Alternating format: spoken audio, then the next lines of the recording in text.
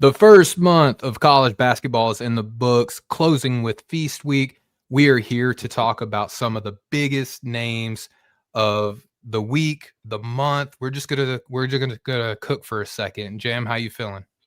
I'm great. We both kind of transparently scouting trips this weekend, so it's good to connect and kind of debrief from that. So I'm excited. Finishing up everything with Feast Week, good food, good hoops. What else could you ask for? Nothing much, brother. But without further ado, let's rock.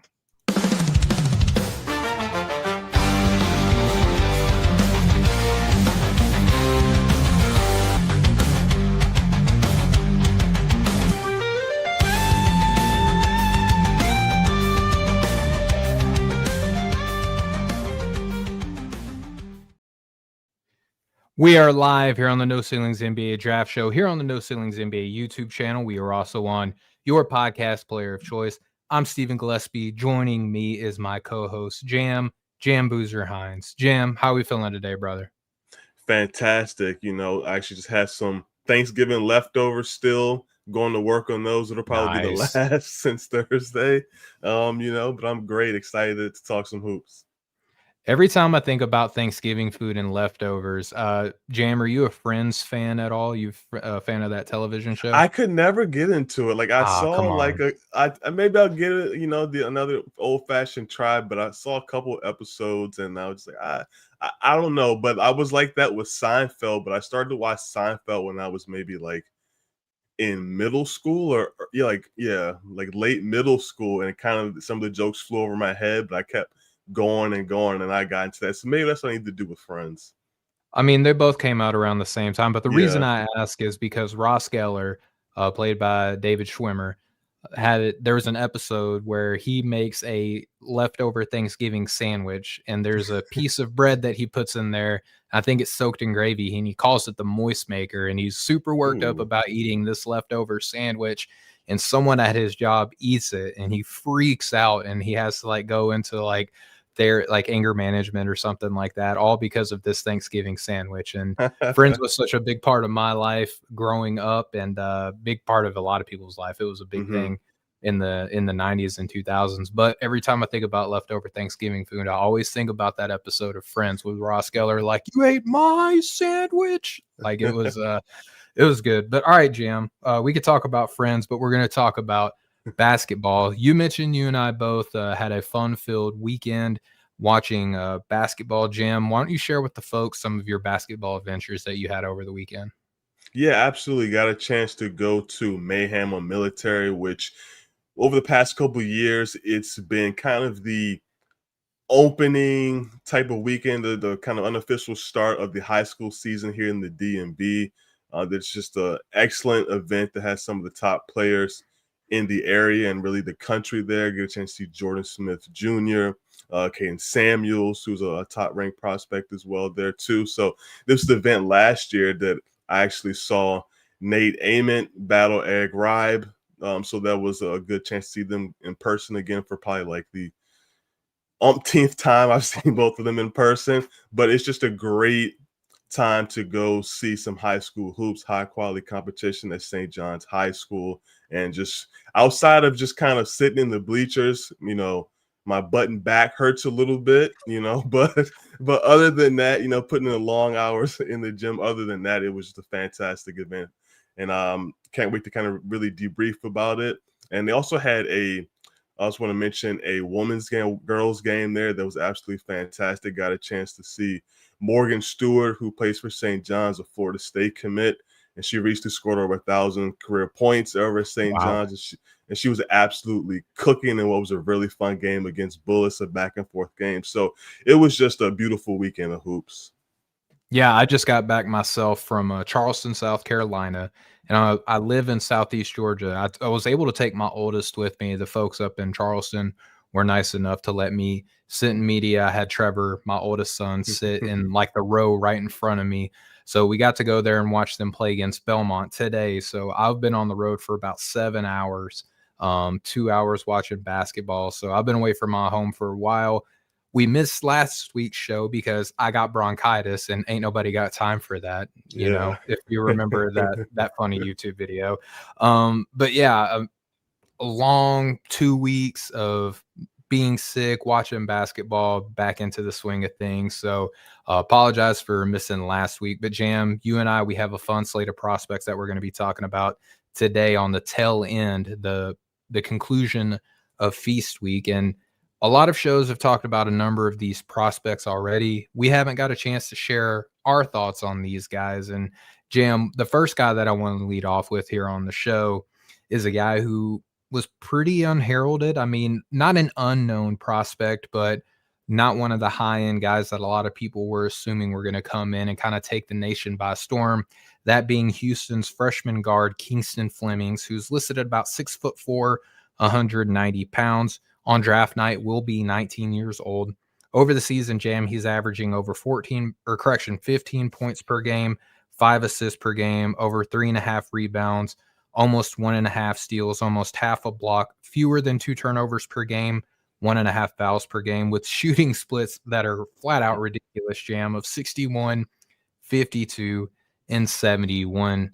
Jam, what did you think about Feast Week, Kingston Flemings, or even just like the steady ascension that we've seen from him over the past few weeks? Yeah, I mean, the both ascension, the few weeks, and then really kind of hitting the peak so far. I think he'll peak again later in the season, and that's just kind of like his ultimate form, if you will, for this season. But you know, he not necessarily unheralded as you mentioned. Like, it's very interesting, just kind of his background coming into the season. Not to say that he was an afterthought, because Texas Gatorade Player of the Year, overall top 25 recruit. She was definitely very well known. And I think for me and a lot of other evaluators, I think the thought behind Fleming's there in Houston was that he's going to have to see touches and then usage to use Zan. And I think what we are seeing is something that I expected to see like later in the season, mid-season, and we'll see flashes of it throughout the season. But it's just been like, hey, I'm here, I'm ready. Not only can like I support and play alongside Uzan, I can be the lead engine when you need me to be that. And even though they lost that game against Tennessee, he was absolutely fantastic throughout the game, poised throughout the game, big shots, and especially late. Like from 6 minutes on, it was just like him taking over, trying to will that team to a victory.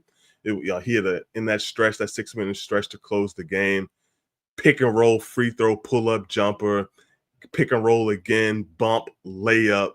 He has a possession where he's just like clearing everybody out. He wants to go one-on-one on Gillaspie. He did it a couple times actually. My Beats him off cousin. beats him off the bounce, pull up jumper. He has a possession on Boswell too. He goes, attacks behind the back, gets the lay. So like he was just absolutely fantastic, and just wasn't enough, unfortunately, for Houston to bring it home. But I just love just how poised he was throughout the game, not afraid of the big moment. You saw the shot making ability, his ability to create paint touches on his own. Didn't need a screen. When he did, he operated with that fantastically. Super impressed throughout Feast Week and his just really the start of his collegiate season. The live dribble playmaking has just been such a blast to watch. In that game against Tennessee, pick and roll, reading the backline defense, fires a one hand skip pass to the corner. For that, they went in for a 3. He does the same in the Notre Dame game, which I guess kind of can really be seen as a bad game, if you will, for him. I didn't really see it that way, but he scored 1.5 rebounds, 5 assists, 1 steal, 0-4 from the field, 0-1 from 3, 1 of 2 from the free throw line. But really within that game, I thought the floor game was fantastic. He made the proper reads, facilitated. The live dribble playmaking once again popped again, and they were pretty much ahead of Notre Dame double digits from the onset to the end. So with that, I really don't take too much. Like I don't really consider it a bad game. Really, I know from just the stats wise, people may say it was a bad game, but even with that, I thought he was fantastic. A fantastic breakdown from you there, sir. Yeah, the feast week stuff, phenomenal. The stuff that I'm going to speak to is just kind of what I've seen throughout the ascension, to include feast week. And the stats that I'm going to be reading for anybody who's like paying crazy amount of attention, if they don't check, these were current by Sunday morning, so I could leave and go be in another state to scout Charleston and Belmont. And if they're different from when I got home, I'm sorry, I'm just going to read what we got. But Jam, you mentioned the fact that one of the things that made the projection for Kingston coming into the season was the fact that Uzan, who a lot of people projected as like a early to late second round prospect last season returning, I think a lot of people just expected and assumed that Uzan was going to get the lion's share of the usage. Again, as of Sunday morning, Kingston has a higher usage than Uzan, which is Wow. crazy to me because I think that speaks to the fact that Coach Sampson has the utmost trust in this freshman to not only like go out there and do things well, but to also learn from mistakes and not really make the same mistake more than once, at least for like maybe the course of a game. On the season, Jim, he's averaging about 5.5 threes per 100 possessions and shooting over 50%, which is pretty crazy. The 2.9 assist to turnover ratio, I think that's very indicative of what you can see from him on film. And you talked about the way that he can just whip in these like cross court passes for threes and stuff like that. I think he puts a lot of snap on his passes, a lot of zip, a lot of oomph. He has good vision, and he is a pretty solid floor general, even though he's scoring at a pretty good clip as well. Jam, the defense, I think a lot of people are saying, it's not good, this and that. I mean, 2.5 steal percentage, 1.5 block percentage for a freshman guard. And Houston has played some teams this year other than Tennessee. I mean, they've gone against a few teams, and he's finding a way to have an impact at the very minimum. Covers a lot of ground. I do think that he's not an instinctive defender, if that makes sense. I think when push comes to shove and he's backed into a corner, he's going to be more prone to foul than he is to make a defensive play. But again, with what he's doing on the offensive end, I think that he's doing enough on the defensive end to where you feel like as he gets older, more mature, fills out that already pretty impressive frame. I think that he's going to hold himself up very well. He's got a free throw rate of 26.6 jams, which feels low to me because when I watch him, I think he's constantly putting pressure on the rim. He gets to the paint well. There's a number of times where he's attacking the basket and he's got a guy in front of him, and it feels like he's just like a boxer throwing body blows, like hitting these combos as he's driving to the basket, because it doesn't matter how the defender is in front of him squaring up. He's finding a way to like shield using his body, use creative finishing angles, or even just kick out after drawing in the defense there. And I think that he takes bumps pretty well. He's got a defensive rebound percentage of 12.1, and that makes for like some pretty fun outlet passes. I'm not going to sit here and proclaim that he's just as good as Cam Boozer on his outlet passes, but whenever he gets them, he's looking to push the break if he can. And then if you look at Synergy, Jam, our friends over at Synergy say that he's in the 88th percentile on all offensive possessions. And again, as a scoring guard, but someone who can also facilitate, his possessions go up to the 97th percentile when you include assists. I really love his decisiveness. I feel like he is a good points per dribble player because he doesn't kind of stall or create with his dribble. Like once he catches the ball, he knows exactly what he wants to do with the ball. 56th percentile pick and roll ball handler, 84th percentile on spot ups, 99th percentile in transition, and in the 86th percentile on isolations. I love in isolations too, Jam, wherever like he gets the ball and he's attacking the rim and you can see someone's trying to like cut him off, but he explodes like a running back and just like gets right past the cutoff Love point. the burst. Love the burst. He's got very good north-south burst. I don't think that he is like necessarily wiggly, with the ball in his hand. Like, he's not going to sauce somebody up left to right, but he is pretty quick and has good athleticism. 83rd percentile at the rim, 46th percentile in at rim finishing. And I think, again, not a lot of bend or lean or creativity with his handle, which I think does limit him to some degree. I heard Corey on the Locked On NBA Draft podcast with No Ceilings kind of say that he reminds him of Cason Wallace. I see that a lot too on the offensive end. I think he's got higher upside offensively, just like Corey said, than Cason Wallace, but just like the style, he's a little bit more upright and he's very direct on where he's wanting to go. There's a little bit of that in his game.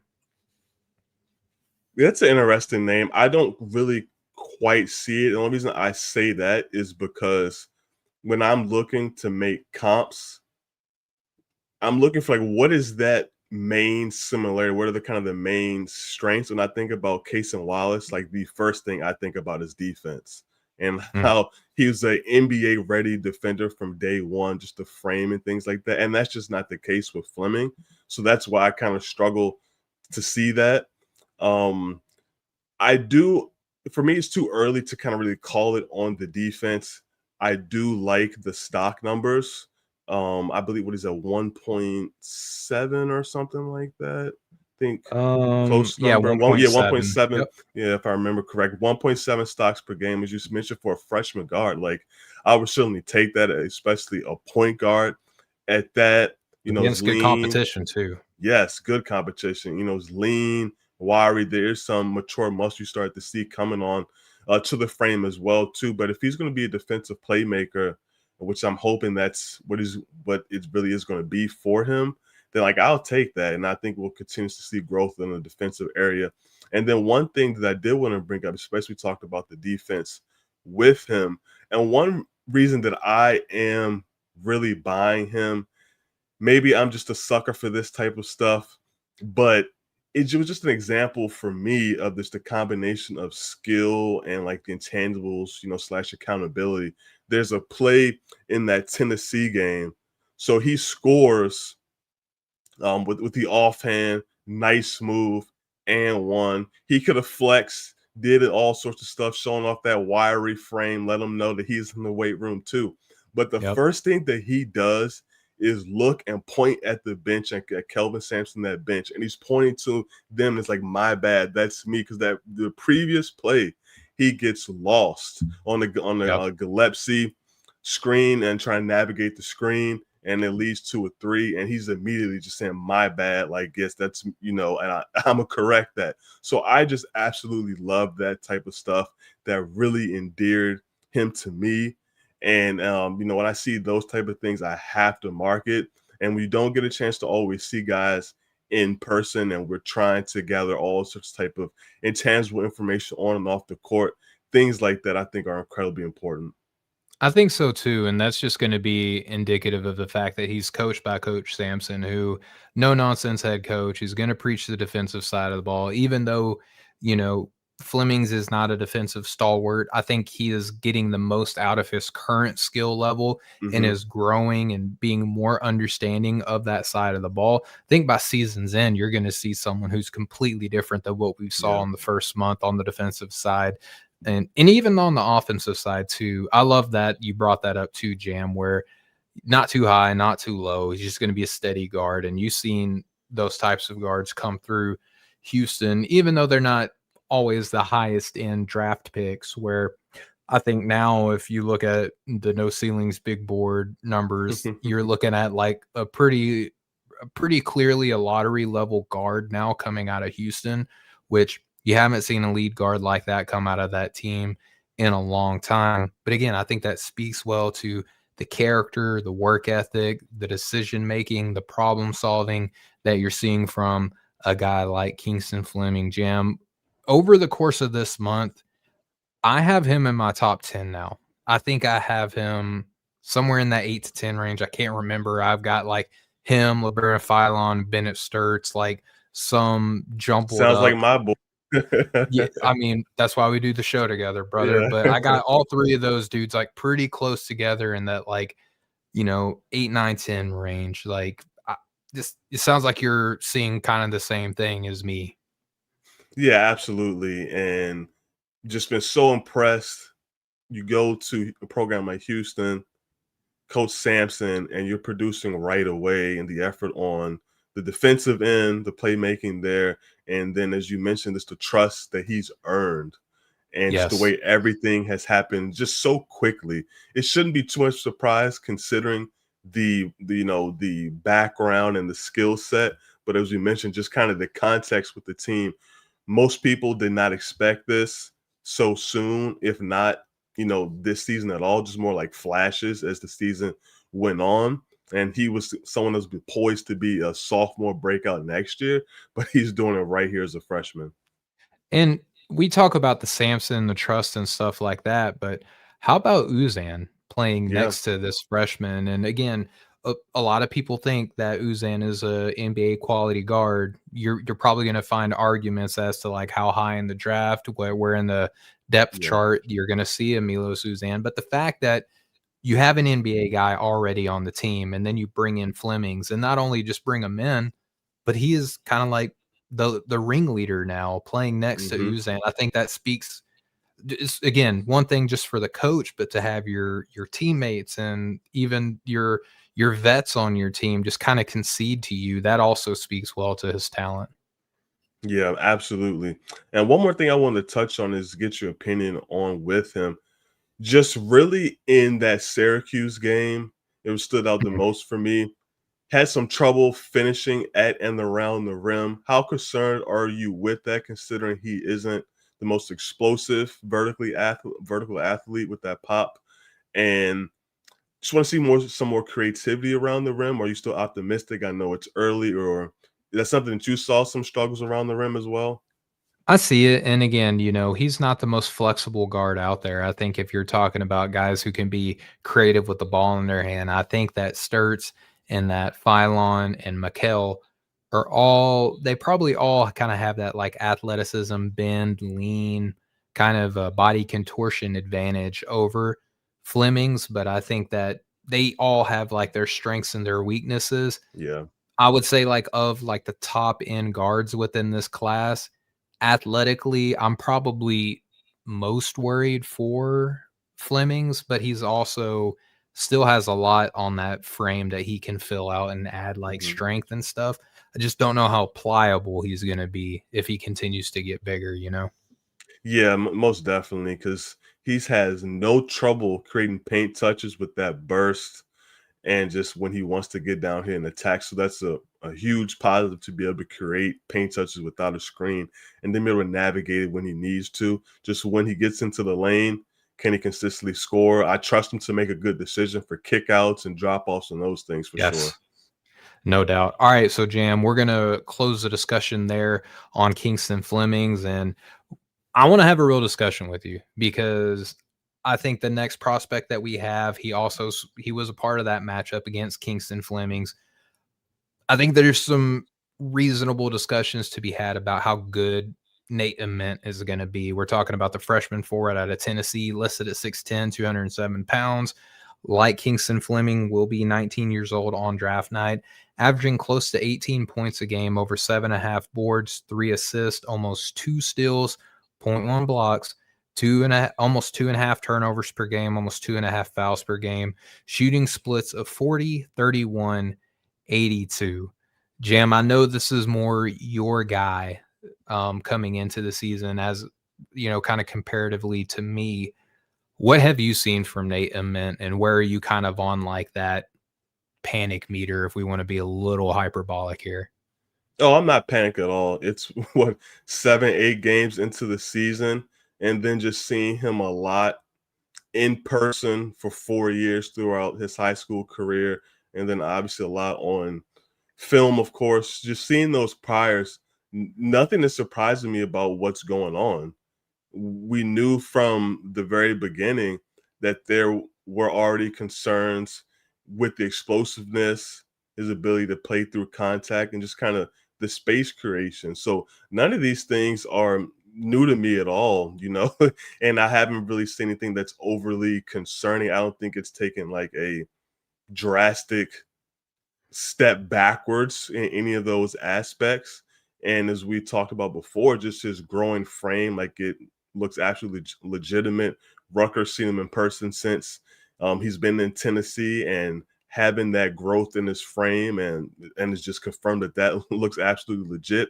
So you have to be excited about what that's going to look like year 2, year 3, year 4 in the league and everything like that, to be able to handle the physicality. But like everything that I've seen, like, as I said at the top, I'm just really not surprised. The only thing that surprised me in a negative way, I guess, is the shooting, although I'm not really concerned about that. I think that will round itself out. And then over during this 3-game stretch in Feast Week, he shot where did I have it? I know he's shooting 40%. Yeah, 6 of Yep. 15, 40% during that 3-game stretch, hitting stuff off of movement, hit the step back 3 against Rutgers, handoff 3. So we're seeing some of the 3-point shooting versatility. And he's getting to the line as well. I think that's a huge, huge thing, for him to be able to draw fouls if he's not going to consistently create the kind of clean space. But love the footwork that he's shown with rip throughs, the face up spins, stutter rips, step backs to get to his spots. He's not always converting. There was one particular play against Kansas, comes in the post, face up, stutter rip, beat the defender very easily, and just misses at the rim. So I saw a good amount of that, him getting to his spots. Maybe some people don't like the pull-up game in the mid-range, but I think that's really what he's going to have to do a lot of if he's not getting all the way to the rim. And it's going to be relying upon that combination of size and touch as well too, and just shot making ability. But like I said, there's at the top again, like to round it out, there's nothing that I've seen that's uber concerning at this point. If we get later into the year and the 3-point numbers are down and some of the stock numbers, I know you were going to mention this too, but the weak side shot blocking, that was something that was a part of his game in high school that I was expecting to continue. He's not going to be a rim protector. That's not what I'm expecting, but to be able to be a presence on the weak side, that hasn't been there. So that's a little something I'm disappointed in. But overall, there are not any real concerns. There's no panic meter. Everything is, par of the course right now. I'm panicking a little bit, Jam. I actually had him come up my board over the course of the summer, talking with people, seeing the frame and the exhibitions and stuff like that. Was sure that everything was going to kind of start falling in line. I think some of his numbers have even been inflated by the smaller schools, because if you look at his numbers now compared to, or let's say the last 3 games, like over the course of Feast Week, like that's really whenever the level of competition started coming up. His points per game are fewer, his rebounds per game, his assists per game, his steals per game, hasn't logged a single block against one of the bigger schools. His turnover per games are a little bit better, I would say. But he's also fouling more. His 3-point shot percentage has gone up, as has his free throw percentage, but his field goal percentage against the better teams have gone down by 5% in general. I don't buy anything that he's really doing off the dribble right now. If you look at the rim, Jam, he's in the 19th percentile at finishing, even though he's getting there within the 40th percentile, which not great, but not poor. He's in the 21st percentile on his non-dunk finishes. He's only 31% on threes, by taking over 10 attempts per 100 possessions. Those are some of the concerns. Now, I will say the things that I do like about him. I think he's a fantastic passer at his size. He's not really doing much passing off of the bounce, but as a stationary passer, he looks good. He's got an assist percentage nearing 20, good assist to turnover percentage. I feel like he plays a pretty careful game. 19, almost 19 possessions of his come from the spot up, which is his most used play type at Tennessee. He's only posting up about 6% of his plays. And I'm not saying that he should be like a back you down player all the time, but the fact that he's being defended, like look at the Houston game where he was getting defended by smaller players. I think the fact that Houston's shown that you can defend him with smaller guys, like kind of negates some of the positive things that he brings to the table as like a versatile play up and down the lineup type of a guy. Um, and I just think that some of the stuff that we were being sold on archetypically from him have been pretty neutered. Um, he doesn't really look like he is very athletic in terms of even just running. There's a lot of times where I think like he's like slow and plays behind people a lot. You touched on the help side defense. He's got one block on the year, dude, at 6'10". That's insane. Like he's got, in my opinion, he's got to be better at just like being involved on the defensive end. I just think that he's a huge two right now, and he's not playing like he's a 3-4 kind of combo guy. He looks like he's using Vescovi sets right now. Historically, what we saw from Santiago Vescovi at Tennessee, he just feels like a big Vescovi right now and not like a 3-4 kind of Josiah Jordan James type of a guy. I think some of that, like you mentioned, has to be chalked up to utilization. And then, like I said, I'm just really not concerned at all. Talk to me once we get to the conference play. If I had not watched him a lot during like the priors, maybe I would be concerned. It was like a new prospect to me. Sure. But all of this stuff is expected, like it's not all of a sudden he was a fantastic finisher and finished through contact and then now he's not, and it's like, oh, what happened? That's just not the case. And then some of the stuff I think will be corrected and improved on. So a lot of the rim finishing, when he's in the paint, he's going off of 1 foot a lot. I think some of that can be corrected when he's going off, if he's just going off 2 feet, stopping and really under control. I think that's going to improve some of the numbers. So I think there's so many small different things that he will probably we see throughout the course of the year and then over later in his career that he will pick up and learn. And I will say, if he doesn't shoot, like, it doesn't work. Like Yeah. it really doesn't work. If he's going to be like a low 30s 3-point shooter, then I think we have the issue. But if he's like upper 30s, like I think he can be, yeah, that's my main concerns about the shooting, making sure that stays legitimate, all the other stuff. And I'll also preface by saying this. I know we always want to look at the ceiling, like we absolutely have to. Yeah.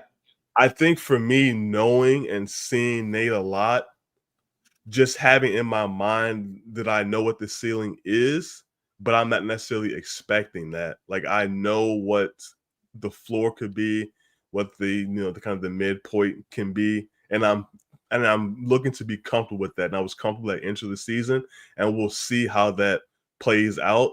And part of the comfortability was the defensive playmaking, and that does wane. If anything that I'm concerned about, not panicked, but slightly Yeah. concerned about is the defensive playmaking. So I'm hoping that does take a step up and a tick up. I think that that's all fair, and we can't get too wrapped up in like the small game sample size, like how you're saying too, Jam, because a lot of these dudes, they're learning a new system, they're learning new teammates. I would say his utilization, like you mentioned, closer towards the top of the conversation, a lot different than what we're normally used to seeing. I mean, again, he's playing a lot of two, it feels like, for Tennessee, and that's you're set up in completely different spots. I would like to see him be used.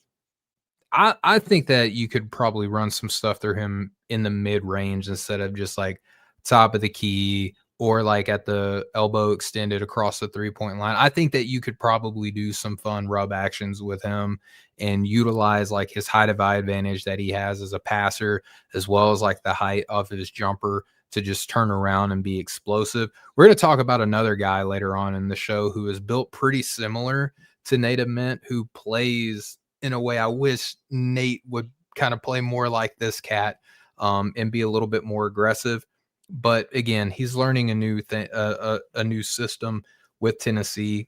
It's not always pretty under Coach Barnes too. A lot of the times it's going to be defensive minded first, which again I think is where some of the struggles with Nate are.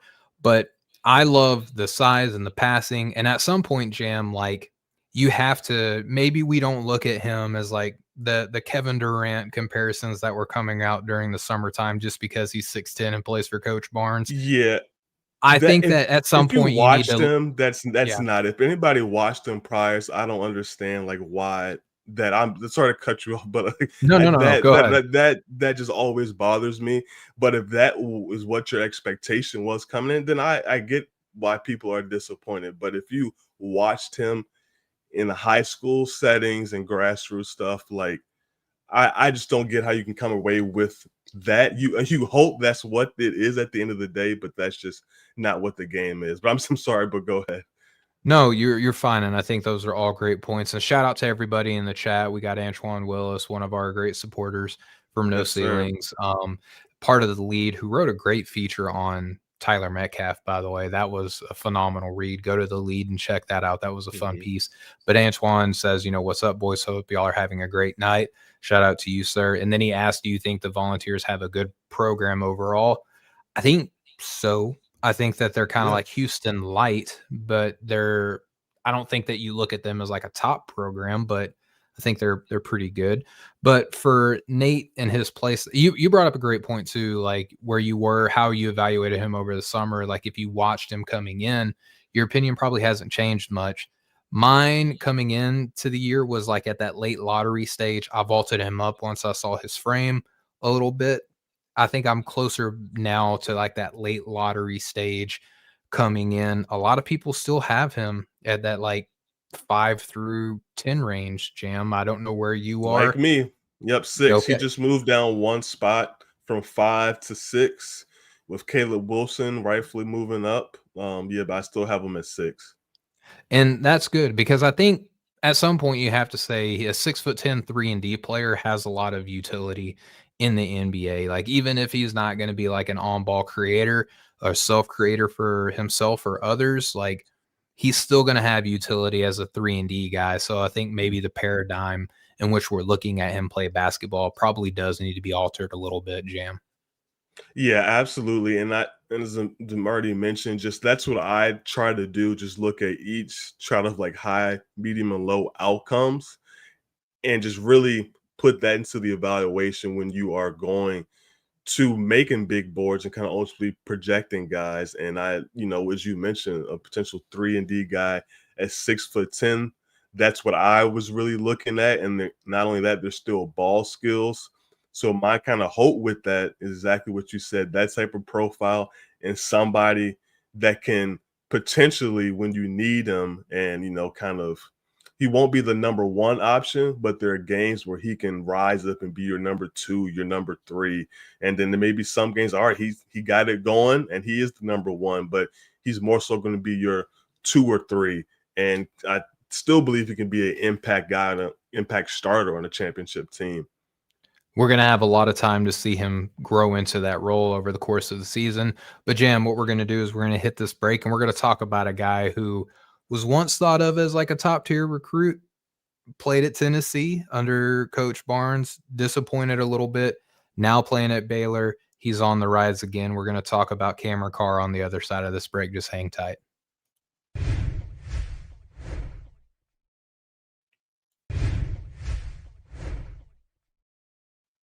All right, we are back here on the No Ceilings NBA Draft Show here on the No Ceilings NBA YouTube channel. We're also on your podcast player of choice. We have been breaking down some of the standout prospects over the course of Feast Week for different reasons. We led off with Kingston Flemings. We talked about Nate Ament and where we stand with him. Now, Jam, we're going to talk about a prospect who I don't know if we were ready to talk about him coming in the season, but we got to start talking about him now, sir. That being Cameron Carr, who's the redshirt sophomore wing out of Baylor, listed at 6'5", 190 pounds on draft night, will be 21 years of age. Jam, listen to this, averaging almost 23 points per game, over 1 assist, over 5 boards, almost 1 steal, 1.5 blocks per game as a wing player. That's nuts. 1.5 turnovers per game, 1.5 fouls per game. Jam, these shooting splits are ridiculous. Yes. 57% from the floor, 55% from deep, only 79% from the free throw line. Jim, he's been on a scoring heater, only 2 games under 20 points on the season against Washington and San Diego State. What do you make of this just meteoric rise that we've seen from Cameron Carr over the first, 2 handfuls of games of the season? It's been so much fun to see and these type of stories. As you mentioned, he's finding his footing here at Baylor through 6 games. Spent 2 years at Tennessee, breaking out as a junior here at Baylor. And I just really love the profile. You talk about positional size, length, athleticism, the shooting, and the ball skills that he's showing so far. And in these three feast week games, it's 21 points, 9 rebounds against Creighton, 27 points against St. John's, 17 points against San Diego State. And what really just jumps out to me, of course, is the shooting. Like it's an easy shot. He's shown some deep range, the catch and shoot, the ability to be able to pull up and hit shots as well too. And that really works well with his off-ball profile. I know obviously the upside for everyone is always tied to what you do with the ball in his hands. And we'll continue, we'll talk about that and we'll see how that plays out for him for the rest of the season. But the off-ball stuff, wow. Like when he's ready to shoot, it looks good. It's deep range. He combines that with his ability to cut. Like he is a fantastic cutter that he's shown early. Good timing. Then when you have the athleticism going downhill, that just results in easy dunks, easy finishes at the rim. And really the tools on the defensive end stands out as well. Good instincts in the passing lanes. Just want to see him continue to be more active, but he can show up on the weak side with block shots and things of that nature. I was a little surprised to see him at 6'5". I'm curious to see what the measurements will end up being. I was hoping he would be like 6'6", 6'7", and that could be His wingspan is nuts. yeah, and that's what I'm hoping that the wingspan does prove to be true, and it's plus maybe double plus. We'll see. I think it's But around 7'2", 7'3", somewhere in okay, that if that's the neighborhood is what case, I'm hearing. if that's the case, then I have no concerns about the height. Even if it is at 6'5", because ideally for my wings, I'm looking at anywhere between 6'6" and 6'8", with that plus wingspan. But I do like the positional size, the shooting, the defensive tools, and the off-ball work that he's shown. Yeah, I think that it's hard for me. I'm just going to be completely transparent here, Jam. I think that he has done a lot to be discussed as a draft player. I think some of the high end ranges that I'm hearing right now, like lottery, top 10, stuff like that, I think that might be a little too rich for me. I think we might be kind of overcorrecting for where we were with him coming into the season. I do have him as a first round talent. I do have him outside my lottery, though. I think that the flashes, the things that he's doing well right now are very loud and kind of hard Yeah. to parse through, and that's kind of where I'm at with him. And of course, I got some stats and some data to kind of back this up. But everything he does is fast, dude. The passes in particular, even though he's got low assist numbers, we'll talk about those. I feel like the passes they're pretty quick. They're simple reads, but they're fast decisions that he's making with the ball. The shooting motion, he gets that sucker off fast as lightning. And you mentioned too from range, it's insane. Runs the floor, gets off the floor just as fast. He's got 9 dunks on the year already, which is awesome. He's hitting over 55% of his threes on over 8 threes per 100 possessions. That's nuts. All right, so Jam, one thing that stood out to me in my data dive on him that I want to I think this is good, but also might be a little cause for concern, and I'll explain why. Almost 44% of his shots are coming off of the catch, Jam. That ranks in the 100th percentile in college basketball, right? So diving even deeper into that, 82.4% of his catch and shoot looks are guarded, which ranks in the 96th percentile in terms of what percentage of his shots are being defended like tightly. He is in the 100th percentile of making those shots. So that's one way of saying, Jam, that he is the best difficult shot maker in all of college basketball right now, which again, very loud, kind of makes it hard to parse through. I'm curious how sustainable this is going to be over the course of the season. Okay. And while the tough shot making is an impressive skill, I think right now, and again, it's a very loud skill, but I think it's really his only skill, if that makes sense, because he has a tendency to be pretty passive as a defensive player. The block percentage, 4.6, is really loud. 6 of his 9 blocks did come against Texas Rio Grande Valley. and Tarleton State. So you kind of have to weigh those, in my opinion, a little bit differently. He's got 14 stocks to 9 fouls committed. His assist percentage is very low at 7.5, and he has an assist to turnover ratio of less than 1. That's not good. You know, the lack of connectivity, I think, is very apparent on the film as well. The passes are fine, but I think at best they are connective. And I think due to the quick nature of his game, he's going to get some shots up like really early in the shot clock. And when he misses those, it's going to be like, that's a bad shot. But if he makes them, everybody's going to be happy with them. But when he misses them, it's going to be like, why didn't we move the ball around a little bit more?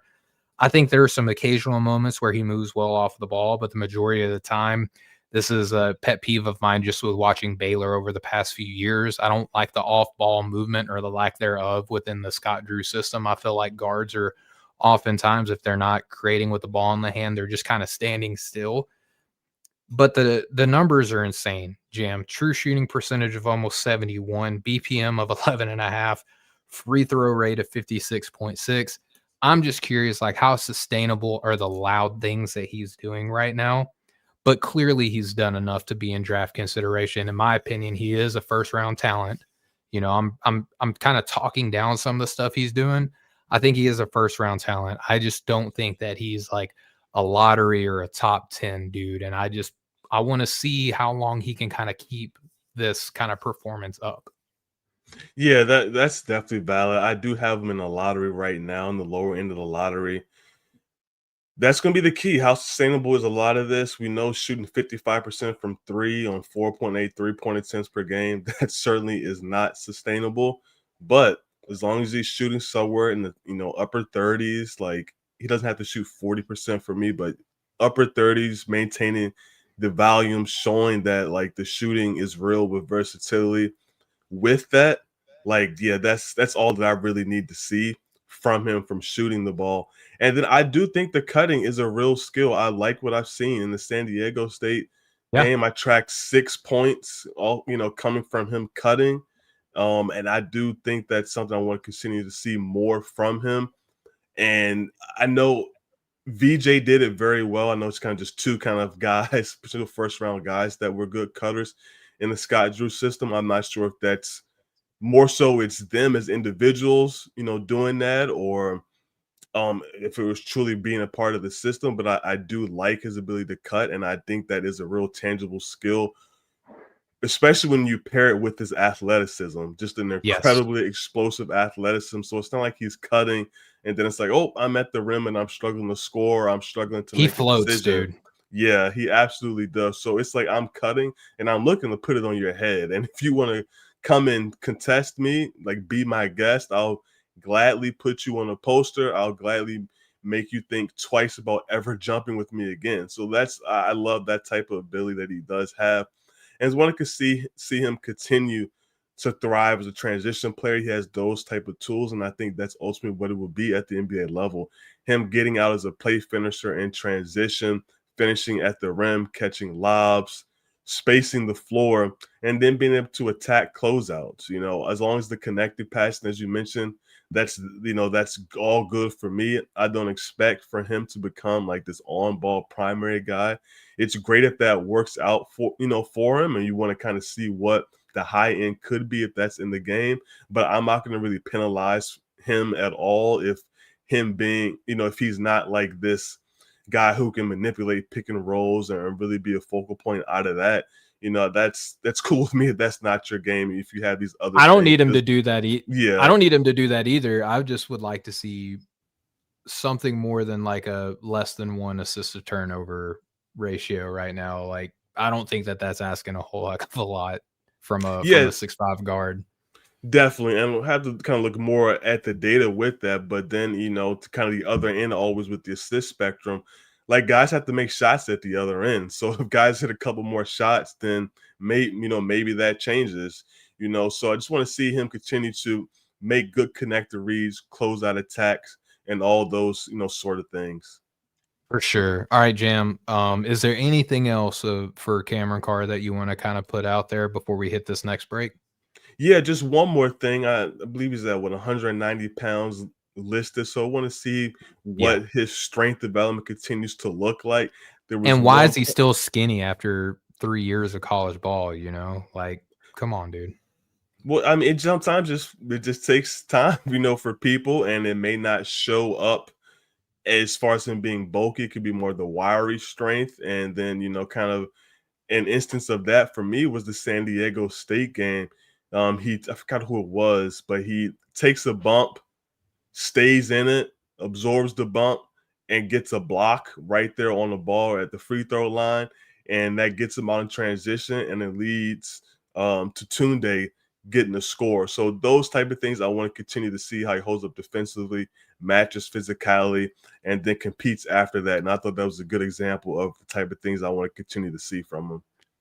For sure. All right, Jam. So we're going to wrap there on our discussion on our camera car. Got two more prospects that we're going to be talking about. We're going to get into the sicko section, everybody's favorite part of listening to Jam and I talk basketball. We got two sicko prospects in the chamber for you, ready to rock on the other side of this break. Just hang tight. We'll be right back.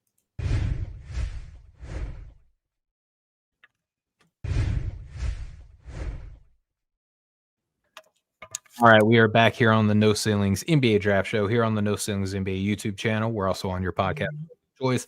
Jam and I, we have discussed Kingston Flemings, Nate Ament, Cameron Carr. Now we're going to talk to you about some sicko prospects. You might have talk about these guys, other shows, maybe even previous seasons, maybe a little bit of written work on some of these guys on the website. You got to go over to noceilingsnba.com to check that out, because this next guy has been featured in Sicko Prospect of the Week on a Saturday, and then also was mentioned in the Sicko Prospects of the Month for the month of November, that being Andrew Holifield, the senior forward out of Lamar, the Cardinals. That's right. For those who didn't know, the Lamar Cardinals, listed at 6'10", only 185 pounds. On draft night, Jam will be 24 years old. On the season, he has over 15 points per game, over 6 boards, 2 assists, 1 steal, 2 blocks, 1.5 turnovers per game, only 1.3 fouls per game, with shooting splits of 53, 39, 75. And Jam, I know personally, I'm sure you do too, some folks that are in his circle who are really excited about him coming into the season. I don't know how much stronger of a year people could have anticipated for Andrew Holifield, but he's made the most of it so far, brother. Yeah, he definitely has, and it's been such a fun watch and just a really cool story. Someone that started off in the NAIA ranks out of Jarvis Christian and going to Ranger College JUCO as well too. So spent a few years there before he transitioned and came to Lamar. And after graduating from high school, he's another one of those guys who hit a late growth spurt, growing Yes. 4 inches after high school, which is awesome. And you kind of see some of those perimeter skills still being very much a part of his game. He's more of a stretch four, can handle space. I just love the profile for him at 6'10", pass, dribble, shoot, stretch big. And I've been very, very encouraged by some of the field that he's shown as well too. I want to see a little bit more before I say his high field and kind of go, because I feel like that can get thrown out pretty Flippantly. Yeah, exactly. It really Yeah. it really is. But I do think there's legitimate field there. What level that is, I'll have a better grasp on that maybe mid-season, end of the season. But he'll fire skip passes, just drop off passes and everything like that. There was a possession against Oakland to start the game. Really, there was a nice little hook pass. Not the greatest hook pass, but it's a nice hook Solid. pass. Yeah, then he gets it back, attacks the closeout, and it's a nice little drop off assist with a little bit of sauce on it. So I love the type of things that he can do, the movement skills he's have at 6'10".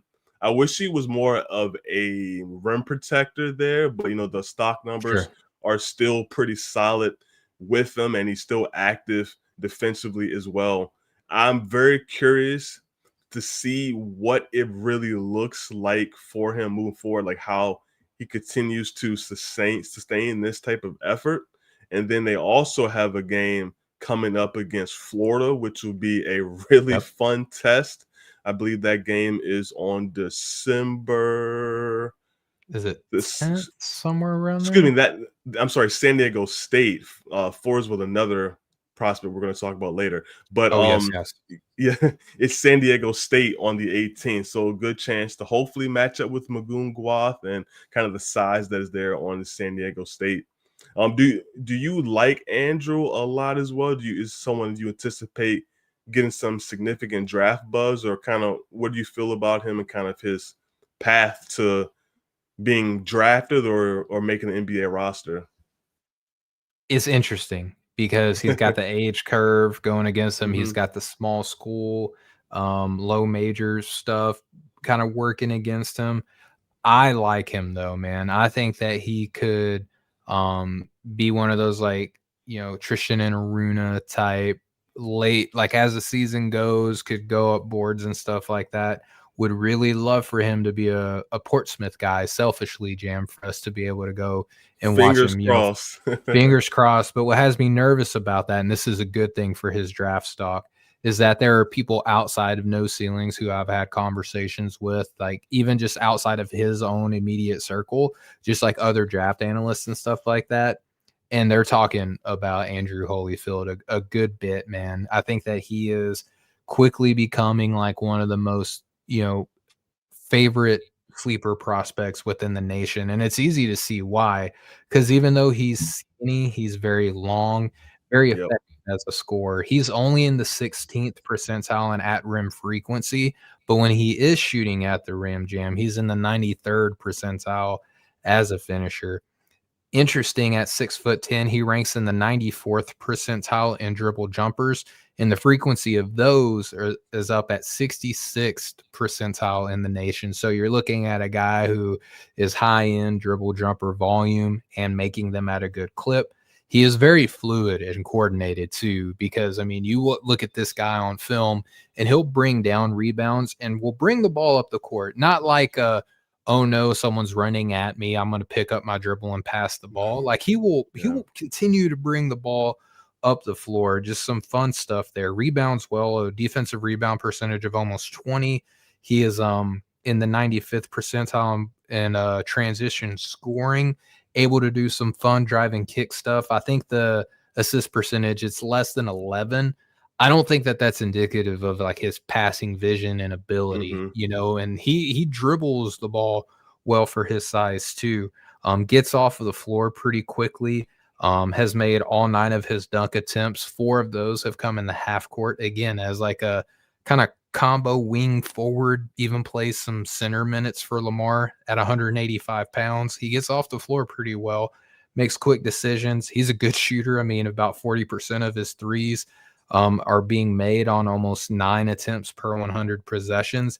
Defensively, I think he plays up and down the lineup pretty well. He's got 10 blocks to 8 fouls committed, not stocks, but blocks. He's got 2 more blocks than fouls committed, 16 stocks total. I think the blocks are obviously due to his length, but he also has good activity. And there's a few plays, even in the matchup against the Grizzlies, where he's or not the Grizz, yeah, Oakland Grizzlies, right? Oakland I or would the say, yeah, Grizzlies don't get confused with Memphis, everybody listening. or He's not in the Montana. league yet. Yeah, They were Montana with playing at Monty the Williams. Montana. They were playing at Montana on the Grizzlies against the Oakland Yeah. Grizzlies, so that kind of like threw my brain for a loop there. But he even matched up against some guards and was able to stay in front of them. I know Oakland's not like the tippy top of like guard play or like a factory or anything like that, but switching on to like some 6'2", 6'3" guards at his size and his strength, I think that bodes well for him too. And I love the fact that he's aggressive with what he does. I wish Nate Ament had some Andrew Holyfield in his game, and we would be looking at Nate Ament like a hands down top 5 prospect right You think now. so? I don't think the aggression is much different, honestly. I'm gonna push back a little bit there. I don't think the I aggression think is much so. different. Maybe just it just looks different, but and what you're looking for. But as far as like field goal attempts and things of that, like him looking for a shot and trying to do stuff and not being, I think maybe that kind of gets tied to because Nate is a top, we talk about top 5 type of level, and there's a maybe Yeah. certain type of expectation what you want it to look like. But I think as far as like shot attempts and looking to be aggressive for for their own, I don't think it's too much different, to be honest. And then just one more caveat with it. I think it's a little easier to be more aggressive and look a little bit better when the competition levels are that that drastic. I think that's fair. I would also say, okay, relative to competition, I think if Ament did more against his competition, like Andrew Holyfield does, at least on the defensive end, like this kid Mhm. is like going up against everybody and Yep. plays multiple positions, switches out to small guys, goes up and he's 185 pounds, Jam, and he's playing as fearless as he is. I just think it's a mentality thing, honestly, is what I think it is. And Mhm. I'm not going to disparage Nate Ament anymore. I just look at Andrew Holyfield, who is 6'10", 185 pounds, and I'm just really impressed with how aggressive he is, with how decisive he is. You mentioned the dribble, pass, shoot, and floor spacing ability. I love him as a trail option. Yeah. There's just so much that you could really start getting interested in Andrew Holyfield, maybe as a second round, maybe as like a two-way exhibit 10, somewhere in there. I think that the NBA is going to use him at some team is going to be like, bring me Andrew Holyfield and we'll try to work him in there the best we can. He's going to get as many looks as it takes until he can either prove that I am worth investing in or I'm going to go play internationally. Yeah, absolutely. And I think for teams here, despite the age, I think for a prospect like him and his profile, teams won't worry too much about that when you talk about a big man that can space the floor, block shot, and is that fluid on both ends with the ball in his hands, and then also defensively.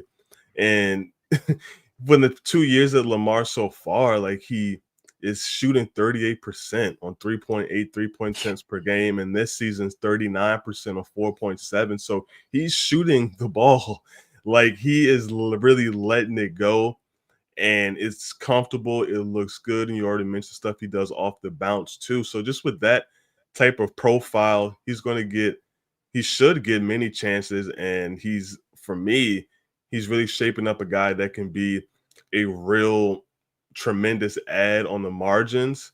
And hopefully, he's a Portsmouth guy that could change. Maybe gets a invite to the G League Elite Camp and kind of forgoes it, Sure. but he could be another fantastic story that pops out of Portsmouth for sure. Yeah, he could play his way up into leave, Yep. Portsmouth to go to the G League. I mean, we've seen that countless times, but um I love him. I think that he's more than just like a neat prospect, you know what I mean? Like there's something there. And I'm glad that you wanted to talk about him because I also did too. But Hmm. Jam, let's transition to the last prospect that we have on the docket. We'll talk about another guy for a little bit here at the end of the show is a big name. So, just hang tight. We'll get to another big name here in a second. But Rafael Castro, who did make the month of November Sleeper Prospects of the Month without being mentioned during any week of like the individual prospects of the week. Rafael Castro, the redshirt senior big man at George Washington, 6'11", only 220 pounds. On draft night, will be 23 years old. Jim, he's averaging close to 16 points per game, 8 rebounds per game, 2 assists per game, over 1 steal, almost 1.5 blocks per game, less than 1 turnover per game, and just over 2 fouls per game. Shooting splits of 64 from the field. Hasn't attempted a three-pointer yet, so I'm not going to put zero. I will never put zero if you've Yeah. never attempted. Okay, that's just how I roll. And then 76% from the free throw line. Jam, Rafael Castro is a guy who formerly went to Providence, has been at George Washington for a couple of seasons now, so not a complete unknown, but definitely a lower end sleeper prospect of a guy. What have you made of his early part of the season so far? Yeah, I've enjoyed getting to see Rafael Castro the past couple years at GW right here in my backyard. Haven't got a chance to see him in person this year yet, but I think that could be changing next weekend or at least very soon. But Let's go. last year led GW in points, rebounds, and blocks, and is on pace to do the same again this season. He's at 15.9 points per game, 7.9 rebounds, 1.1 steals per game, and 1.4 blocks per game. And for all those that love stocks like us, that's 2.5 stocks per game. Pretty And good. yeah, not too bad, especially for a big man like that. And the profile is just simply it's a energy play finishing big that can block shots and make plays on the defensive end. And I think he's been doing that early again this year and has been doing it efficiently, especially over Feast Week. Murray State, 26 points, 11 rebounds, 4 assists, 2 stocks on 50% shooting from the field. Middle Tennessee, 21 points, 3 rebounds, 2 assists, 1 block, 7 of 9 from the field, 7 of 8 from the free throw line. Against McNeese, 11.7 rebounds, 3 of 6 from the field, 5 of 6 from the free throw line. And he just continues to thrive as a play finisher, finishing drop offs, pick and roll stuff, floor runs, being able to get in passing lanes, weak side rim protection. So he's on all the Rafael Castro stuff that you really, really want to see from him. The only thing, as you really mentioned, the zero when it comes to threes. He's not particularly the modern big that you want to see. He can do some DHO stuff and some keeper things and just kind of get to the rim. But the 3-point shot is not something I'm optimistic nor expecting to see from him. He shot 8 career threes. He shot 2 last season and no attempts this season. So I'm not really even looking for him to become a 3-point shooter. Maybe there's something available in the corners. We'll kind of see what workouts look like and all that type of stuff. But for Castro, do you think he needs to modernize his game a little bit, or do you like, where he is at, and that's going to be just fine enough?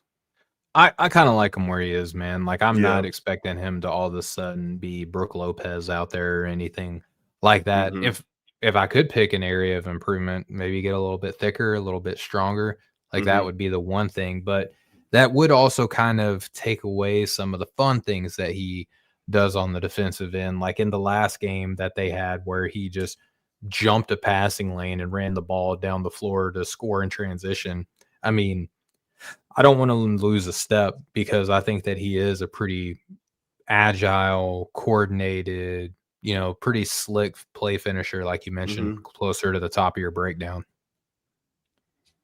Yeah, absolutely. And I think that he does have some mature muscle to his frame, which you want to see for an older prospect. So Yep. although the weight might necessarily be there, I do like how the frame is growing, with some functional strength, and that he's definitely going to have that to hold up in the paint and do his thing, which he pretty much is going to be.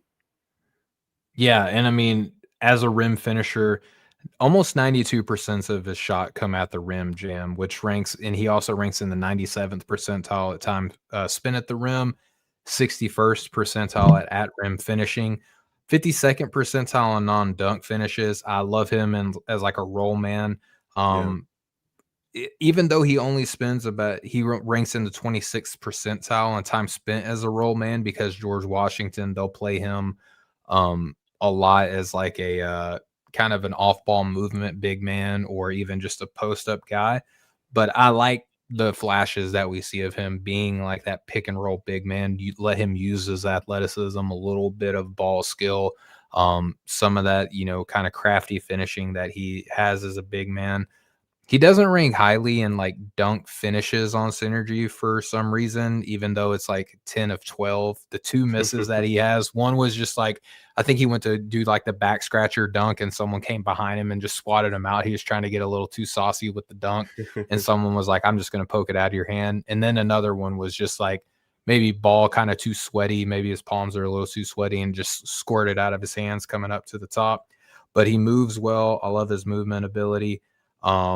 I think that, on the defensive end, he's very fun, jumps passing lanes, as I mentioned, still percentage of almost 3, block percentage of almost 7. He gets off the floor well, contests and challenges, can high point block the ball. He had a ridiculous block that didn't count as a goaltend that I think was like right there in his most recent game. But he can get off the floor pretty quick and just rebounds the heck out of the ball, man. Defensive rebound percentage of 30, offensive rebound percentage of almost 11. Just does all the big man things well that you want to see. Um, Friend of the show, former co-host here, Maxwell Baumbach, is a big Rafael Castro fan, wrote about him in the offseason. he feels that he is potentially draftable this year. I don't know if I'm that high on Castro, but I think he's definitely going to be at worst like a highly sought after undrafted free agent two-way guy at the very low end. I just think that he does so many of the big man things at a high enough level, Jam, to where some team is going to give him a look. Oh yeah, absolutely. And then I'm glad you mentioned the pick and roll stuff. That's what I really want to continue to see him build off of those flashes and maybe get a little bit more looks there, because for bigs, usually what I'm looking for, if you aren't going to stretch the floor like in a modern type of way, what I'm also looking for outside of that is just, can you do DHOs? Can you do short roll? Do you have those modern big areas to your game if you aren't going to shoot? So that's what I really want to see. He's comfortable getting to the little flipping and push shot. Can that get consistent? Can he, make plays out of the short roll, whether if it's finding guys when he catches down the lane, if it's a quick find, quick kick to the perimeter, or it's a drop off, be able just to read the floor. Maybe it's a short little jumper there, or use that athleticism as you talked about, attack the space and get it to do something, because he does have a functional handle. So those are things I'll be looking for moving forward. All right, Jam. So before we get out of here and start plugging stuff, I'm gonna throw this on you. This is our first jam session of the season here. Jam Boozer wants to talk about Cam Boozer and the performance that he had on Feast Week, because there's probably some ghosts screaming at us on their podcast player computers right now, thinking like, "Hey, you guys are talking about Feast Week standouts. How come you're not talking about potential number one pick Cam Boozer?" Jam, I'm gonna let you cook, man, because you came to the show a little bit more prepared to talk about that than I did, and I'm just gonna kind of hand the ball off to you, brother. We'll be transparent. I'm not going to let you fall on the sword like that. That's me. I brought this up on you last minute. It's all good, But man. You're right, though. We need to talk about it. We do. yeah, and then I'll be honest. I may have already mentioned it, but I'm a huge Duke fan. So to sit back on Thanksgiving, having another plate of leftovers, and enjoying some sweet potato pie, get that pumpkin pie out of here for all those people that like pumpkin pie. But but No just, pecan. oh no, get that out of here. All sweet potato. Just And it can't go doing your wrong with best, Cam apple. Boozer, just rejecting Yeah. everything right here. We go. And I'm a Razorback fan, so I don't want to talk about this. But Yeah. anyway, go ahead, brother. But just a fantastic performance. I think the best single game performance on Feast Week: 35 points, 9 rebounds, 3 assists, 2 steals on 13 of 18 shooting from the field. Just incredibly efficient. 2 of 4 from the 3-point line. And I think we just saw a little bit of everything from Cam. Continuously put up monster computer like numbers that people may just get bored with. But when he is putting this type of effort in your face, like, how can you get bored with that? And he just really got going after hitting a corner catch and shoot three. This is all, off a movement, off the blob, baseline, out of bounds play. He hit that, and then he just got really going from there. He had a pick and pop three, so showing some of the 3-point versatility that is there to hit off movement, to run pick and roll, some movement things. I don't expect like the movement three like that to really be a part of his arsenal, but to show that there is shot making ability, it'll be more of that pick and pop type of stuff. And he was great there. He gave both Trevor Brazil and Pringle just all they could handle was his ability to score We don't have a inside and front court. no, just We don't have a inside and front court. outside, showing the footwork, the physicality on the glass. He had and for those who he probably heard about talking about his rim finishing and taking a step back, he had a little something for them. Pick and roll fence with Caleb Foster, second half, 2-hand dunk, close out attack on Malik Ewing, 2-hand, 2-foot dunk. So like he was just fantastic all ways around, answering some of the questions about the rim finishing, the shooting, and just being incredibly efficient as well too, showing defensive playmaking ability as well. I just don't know what else that he's gonna have to do. Like, what else do people want to see from him? I know he's not the most explosively vertical athlete, Maybe not like a high level shooter, but the shooting is going to be reliable in my opinion. He's going to keep putting up these ridiculous numbers. I'm just super excited about what this season means going to mean for him, what it could mean for Duke as well, and really what his season could mean for the draft community. I'm just curious to see how everyone continuously takes what he's doing, you know, filling up the stat sheet, hitting all the insane advanced metrics, showing what he's doing, eye test stuff. Like I'm just loving everything that he's doing right now. Do you still have any more concerns about him? Or you still want to see more from rim finishing or 3-point shooting, or what do you want to see from him moving forward? I mean, listen, love Arkansas, from Arkansas, born in Russellville, Arkansas, hometown of Corliss Williamson, Oh, Big nice. Nasty himself. That's where Yeah, I went to UCA for a semester where Scottie Pippen, Hall of Famer, may NBA have heard of champion him. came from, you know, I've watched many UALR games where Derek Fisher came out of, home of the Trojans. I love Arkansas. Grew up in very rural Mount Vernon, Arkansas, where I don't know who a famous basketball or anybody. Yeah. Maybe I'll put me. I'm the most famous basketball person coming out of Mount Vernon, Arkansas, because I'm on those ceilings. So I'll throw myself in there. But in all seriousness, I love Arkansas. I don't know if Cam Boozer cooking against our front court did anything to change anybody's mind coming in or out of this game. I'll just put it that way. And Arkansas did a great job with Darius Acuff Jr. That was his best game, I think, as a collegiate player so far of the season. I love the fact that Cam Cook, though, he in my opinion needed that game to really just kind of like solidify where he is, because I think right now at the top of my board, if we can talk tiers for a quick second, Jim, Hmm. I think right now I have Darren Peterson up top. I have Cam Boozer right behind him.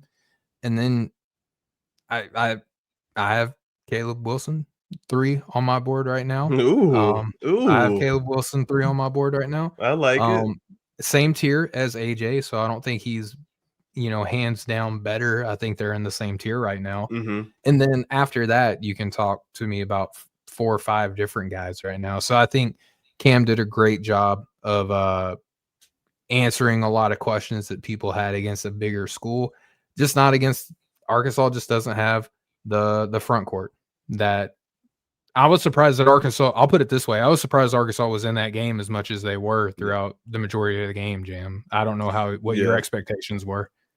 No, they were, and Antoine's in there. I talking about Darius Acuff being great, like him and Malik Thomas. Like that's one of the reasons I thought they would Love be the able to league. stay in that game, and they were definitely good late. And Malik hit a deep three and was feeling it, and try to get them going. So yeah, and I know that there may not be a lot of Trevor and Brazil fans left, but I'm No, still one of them. I'm still not one of them. after he was being a punk in the later portion of the last game. And I'm an Arkansas guy, and I was Yeah, like, "Come on, man! You got to be better than that." definitely a tough look. I hope he just takes it as a learning experience and is accountable, and I gotta move forward from there. But I Yeah, still do like some of the tools that he have. No talking about Cam, but I do. Some Trevon is still a guy that I would be willing. I probably wouldn't draft, but I still would like to bring in when you talk about the athletic tools and the yeah. shooting. Some things do have to be toned down that I think will be kind of corrected in the NBA and more of a limited role and have quite the freedom in Arkansas. But I do like the tools that he has. Yeah, I think that that's all fair. And I mean, a lot of people, Jam, I want to ask you this too. A lot of people are like, "What's Arkansas doing not doubling Cam Boozer?" In my opinion, I think that's what you should do, because how many times has Cam been doubled this year? And then Hmm. everyone like, "Why are you doubling? He's one of the best passing big men that you have." I think that if I'm defending Duke, I'm probably trying to guard Cam straight up just because I want him to beat me as a scorer, because I've seen him do everything else, like as a defender, playmaker, rebounder, everything else. I think Arkansas did probably the most logical defensive approach. And I mean, it kept them in the game. Like, even though Cam was cooking Yeah. and hurting you, but he wasn't passing the ball and like the ball wasn't swinging as much from his position. Like he's probably the best passer on the team, which says a lot about his ability. And you took away his passing from that game. So I don't know. I thought that was a pretty solid strategy for Arkansas to at least try because everyone else is doubling Cam and he's carving them up as a playmaker. Yeah, and he, showed you he'll give you 35, 30 plus if you don't double him and can win Yep. the game that way. And the passing, as you mentioned, is such a one of my favorite skills for him, whether it's in the short roll or, of course, like the hit ahead and outlet passing. And like what I love about that is that's just like works so beautifully with his rebounding. He's a volume rebounder. So once he gets it, it's a quick look ahead, and you can get out and transition that way, or he can go grab and go and take it himself or make a play for each other. So I just like the way that his volume rebounding pairs with that and how it just flows into the rest of his game and helps the team as a whole. And if they do start to continuously redouble him, and people don't kind of take the Arkansas approach, I'm looking at the other guys to step up and make shots. And Caleb Foster had arguably his best game as a Blue Devil, not just scoring, but About just time. really playing that floor game. He's playing the point guard role. It's not a natural one for him, more of a scoring guard, but that was his best floor game. And I was super impressed with that and his ability to knock down shots, including a big one late for them. But then you have guys who should be able to space the floor around them and make guys pay, whether that's going to be Caleb Foster hitting open shots, Dami Sarr, who's kind of been up and down historically through his priors and now too, but as a capable shooter. Darren Harris, one of my favorite Duke guys and shooters in the class and on that team. This minutes kind of went down.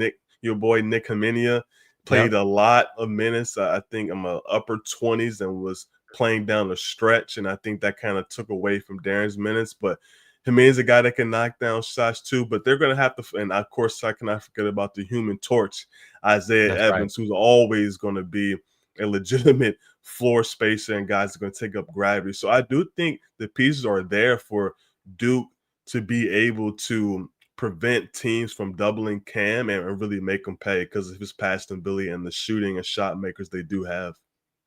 Yeah, and Antoine in the chat asks, "Is Malik one and done, or does he stay 2-3 years?" I think he's one and done. I have him like in my lottery now. I think Malik's been awesome. Yeah, that's very interesting. My first instinct is that he is one and done, but for some reason, I think he's going to end up coming back. I think it's going to be one of those like very close I wouldn't be mad. situations. I wouldn't be mad at all either, and I think that he's going to end up coming back. I'm curious what that team could look like, because I think either him or A Cup is gone. I think one of them is gone. I don't think both of them are coming back. If both of them leave, I don't know. I guess could you see both in first round? I know we're kind of I could. branching out to other things right now. Okay. Yeah, I think they could Okay. both be first round guys. I have them. I think I have I have them both top 20 right now. I think. Yeah. I mean, Yeah. if I'm a team, I'm looking at the. I mean, A Cup's got the thing working against him though, to where like he's like the 6th, 7th best point guard in this class right now. I think based off of like projections currently as things stand, if he keeps having a Duke game for Yeah. Arkansas more consistently throughout the year, you could see him rise up. But there's a lot of guards, a lot of lead guards working against him. Where I think Malik, who are the best two guards in this class? I mean, Darren Peterson, and then is it Malik maybe at the 2? Maybe Braylon Mullins? I mean, it depends on how he looks coming back from injury, so I don't know. Yeah. And Could be then they interesting. both have to be able to play on and off the ball. Like I think ideally both Mal- Malik is what 6'4". It's not great size for two, and A Cup 6 in that range as well Yeah. too. That's not great size at the 2 spot either. So it's going to be very, very interesting to see what they both do. That's something really to think about and monitor throughout the season. All right, Jam. So we'll wrap it from there. We talked about a lot in tonight's show. And thank you all for hanging out and tuning in with us live Yes. here on a Sunday evening. If you're listening to us on Monday, we love you as well. Come hang out with us live on Sunday evenings. It's a pretty good time. But before we close, Jam, I want to give you an opportunity to plug anything that you have going on behind the scenes for No Ceilings. Yeah, definitely working on a piece on Rodney Rice, who's a transfer from Maryland out to USC, who's off to a really fantastic start, getting a chance to play point guard and involved in his game. So I'll write about him. Unfortunately, suffered an injury down in Maui, but I'm hoping we'll be clear to go, no significant time missed. But I'm excited to get that out, continue to dive into his film. I love it, man. As for myself, I just had on Saturday, I had the Sleepers of the Month prospects come out on Saturday. And if you're a No Ceilings Plus member, you get access to that. I will consistently have that out on Saturdays. Will be Sleepers of the Week. And then the last week, I'll turn it into Sleepers of the Month. And then this upcoming Thursday, he made his season debut coming off of injury for UConn, but Braylon Mullins, I'm going to have my feature prospect breakdown on him on Thursday, and I'm going to try to find shoot. Now we can start having best shooter in the class conversations with Brandon Mullins working his way back in from injury. And I'm also going to try to find time to work in my recap of College of Charleston facing off against Belmont. I'll tell you, dude, Tyler Lundblade, whew, that kid was cooking. He looked awesome. Sam Orm looked awesome as well, the forward that they have on that team. So I'll do a breakdown of that game as well. But Jam, that's going to do it for us tonight. And for the week, we will be back, same bat time, same bat channel. Actually, we'll be a little bit earlier next Sunday because I shouldn't be going to scouting any games next Sunday. So we'll be a little bit earlier. But thank you all so much for tuning in. Go to NoCeilingsNBA.com and subscribe there. Read all our written work on the YouTube channel while you're here. Like, share, and all that stuff. Please hit a thumbs up if you're here. It goes a long way. So does the description. It's free to you, and it's awesome for us. And then don't forget about the Locked On NBA Draft podcast with No Ceilings in the Ground Floor, which is a collaboration with the Field of 68 and us at No Ceilings. Shout out to those folks. I got to meet Jeff Goodman today up in Charleston. That was a good time. So shout out to you, Jeff. But for my co-host, Jam Boozer Hines, for the rest of us here at No Ceilings, we will catch up with y'all next time. Much love, y'all.